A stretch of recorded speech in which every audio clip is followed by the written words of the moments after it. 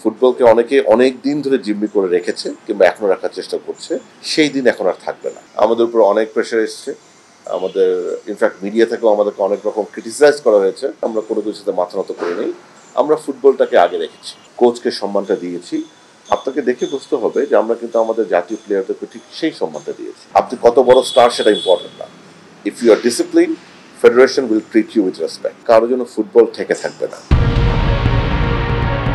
৩০ জানুয়ারির শেষ বিকেলটায় হঠাৎ করেই দেশের ফুটবলে নেমে এসেছিল নিকষ কালো আঁধার। আর একটু দেরি হলেই বাংলাদেশের নারী ফুটবলের সূর্যটা নিভে যেতে পারত চিরতরেই। কিন্তু নতুন বাংলাদেশের নতুন ফুটবল ফেডারেশন কর্তাদের দূরদর্শী পদক্ষেপে খেলোয়াড়দের বিদ্রোহ তো থেমেছেই, স্যান্ডেলিনা সো রূপচর্চায় আভিজাত্য।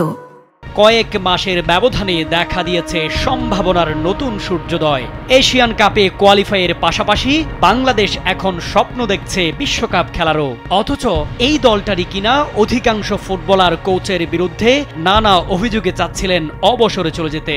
কিন্তু কিভাবে সেই কালো মেঘ সরিয়ে ঋতুরাই হয়ে উঠলেন বাংলাদেশের ক্রীড়াঙ্গনের অন্যতম সেরা সাফল্যের কাণ্ডারি?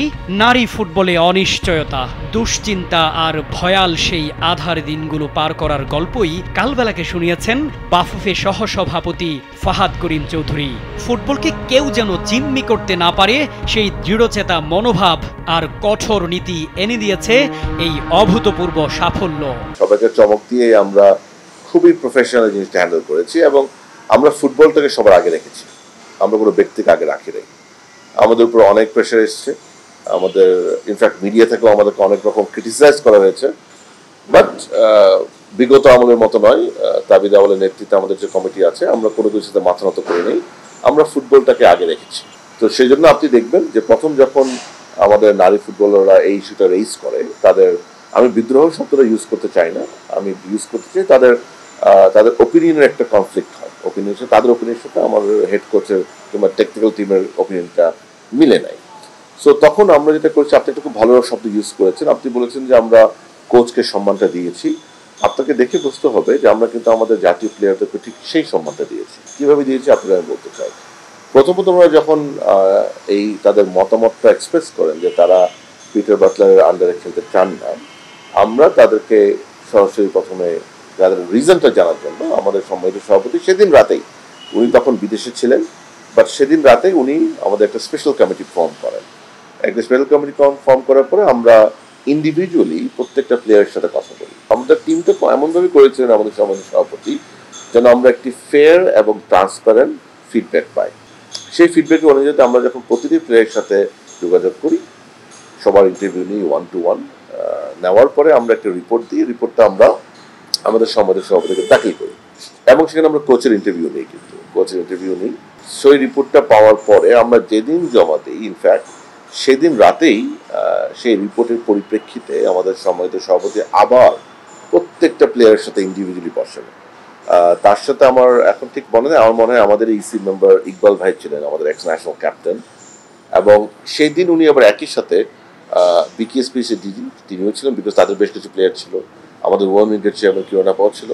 সবাই ইন্ডিভিজুয়ালি আলাদা আলাদাভাবে সবার সাথে কথা বলে আমাদের ফেডারেশন থেকে আমাদের সভাপতির যে দৃষ্টিকোণটা উনি পায়, যে ওভারঅল যে পিকচারটা দেখতে পান যে হ্যাঁ, এখানে আমাদের কিছু সংখ্যক নারী ফুটবলাররা একটু ইমোশনাল হয়ে গিয়েছে, দীর্ঘদিন ধরে তারা আসছেন, একভাবে ওনারা চলে আসছেন।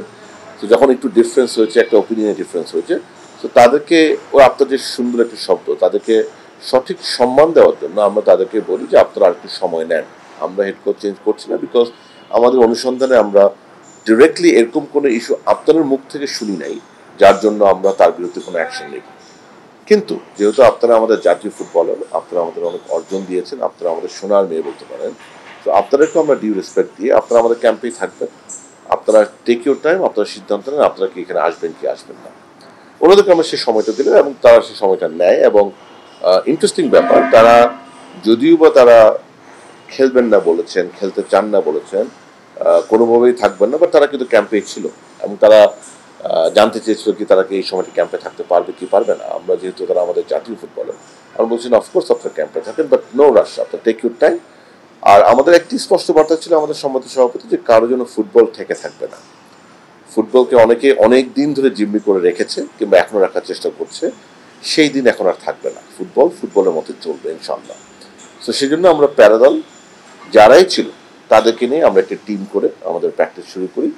আমাদের কমিটমেন্ট ছিল আমরা আসার পরে যে আমরা প্রতিটি উইন্ডো ইউজ করব যে উইন্ডোতে আমাদের প্রয়োজন আছে। সো অনেকেই ভেবেছিল যে আমরা সেই উইন্ডোটা ইউজ করতে পারবো না। আমাদের বিএফএফ এর অনেকে বলেছিল যে সেই উইন্ডোটা ইউজ করা উচিত হবে না, কেননা আমাদের টিমটাই এখন রেডি না।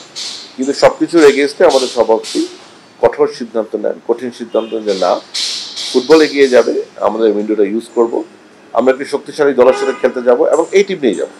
যারা খেলতে চান না তাদের ব্যাপার, আমি সম্মান জানাই।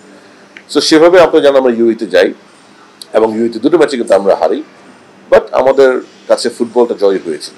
তার কারণ হচ্ছে আমরা প্রমাণ করতে পেরেছি যে সকল ম্যাচ শৃঙ্খলার মধ্যে ছিল তাদেরকে, যে আপনারা যে শৃঙ্খলায় থাকেন, আপনি কত বড় স্টার সেটা ইম্পর্টেন্ট না। If you are discipline, federation will treat you with respect. একই সাথে যারা ক্যাম্প যোগদান করেন নাই তাদের কাছেও আমরা একটু সংবাদ দিয়েছি যে আপনাদেরকে আমরা সম্মান জানাই, আপনারা আমাদের ক্যাম্পেই থাকেন, আপনারা সময় নেন সিদ্ধান্তের জন্য, কিন্তু আপনাদের জন্য এবং কারোর জন্য ফুটবল থেকে থাকবে না। ফুটবল ফুটবলের পথে চলবে। এবং আমি বিশ্বাস করি যে আমাদের সেই কঠিন সিদ্ধান্ত এবং ইউএর কাছে দুটি পরাজয় আজকের এই কোয়ালিফাই করার পিছনে অনেক গুরুত্বপূর্ণ রোল প্লে করেছে।